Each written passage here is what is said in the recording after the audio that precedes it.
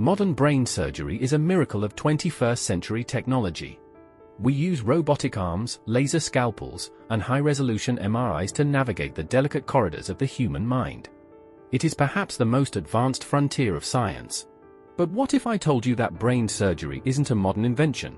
What if I told you that 7,000 years ago, in the middle of the Stone Age, humans were already drilling holes into each other's skulls, and, against all odds, the patients were surviving? This ancient practice is known as trepanation, and it is one of the most widespread and mysterious medical procedures in human history. From the mountains of Peru to the plains of France and the ancient sites of Turkey, archaeologists have discovered thousands of skulls featuring perfectly round, surgically carved holes. How did they do it? Imagine the scene. There are no sterile hospitals, no electric drills, and certainly no anesthesia. Instead, an ancient healer uses a sharp piece of obsidian or flint, stones that can be sharpened to a microscopic edge, to slowly scrape or drill through the thick bone of the skull. The procedure required incredible precision. If the healer went too deep and pierced the dura mater, the protective membrane covering the brain, the patient would almost certainly die from infection or hemorrhage. Yet, remarkably, many of these ancient surgeons possessed a level of skill that rivals modern practitioners. In some archaeological sites in Peru, the success rate of trepanation was as high as 80%. For comparison, during the American Civil War thousands of years later, the survival rate for similar cranial surgeries was significantly lower. The biggest question that haunts historians is why?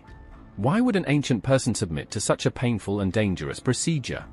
The theories are divided between the medical and the mystical.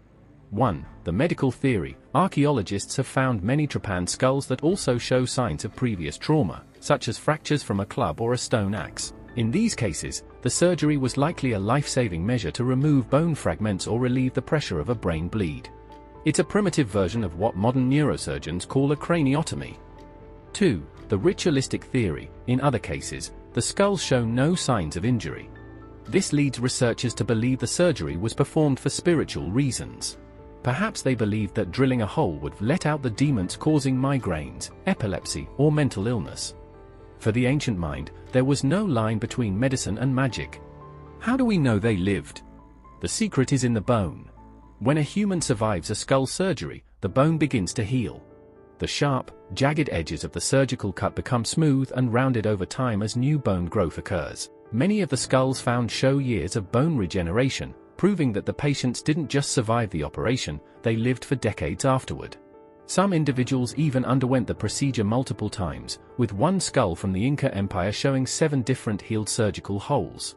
It's a testament to the incredible resilience of the human body and the trust they placed in their ancient doctors.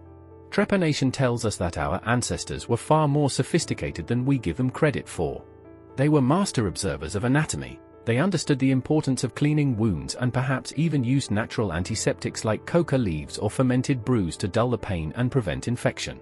As we look at these ancient skulls today, they serve as a humbling reminder. We often think of history as a slow climb from stupid to smart, but the Stone Age surgeons show us that human brilliance has always been there. Thousands of years ago, without a single machine, they were already reaching into the most sacred part of the human body to save lives. If you're amazed by the hidden genius of our ancestors, make sure to hit that subscribe button. We explore the most incredible medical mysteries and ancient secrets of our world every single week. Join our community of curious minds, subscribe now and click the bell icon. Tell us in the comments, would you have trusted a Stone Age surgeon with a piece of obsidian?